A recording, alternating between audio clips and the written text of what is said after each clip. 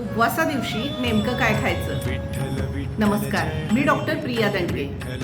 उपवासा दिवशी आपल्या पचनसंस्थेला आराम मिळाला पाहिजे असंच खा. यासाठी थोड्या प्रमाणात ड्रायफ्रूट खा. दूध, दही आणि ताक भरपूर प्रमाणात घ्या. वरई आणि राजगिरा यासारखी मिलेट्स घ्या, ज्यामुळे तुमचं पोट खूप वेळ भरल्यासारखं राहील. तुम्हाला फायबर्स भरपूर मिळतील, त्यामुळे बद्धकोष्ठतेचा त्रास जाणवणार नाही.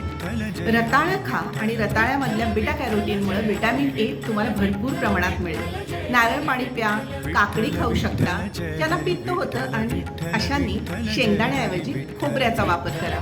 साबुदाणा, बटाटा, तळलेले पापड, वेफर्स, चिप्स असं काहीही खाऊ नका.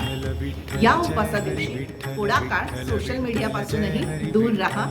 लांबवर फिरायला जा, निसर्गात जा आणि परमेश्वराचं नामस्मरण करा.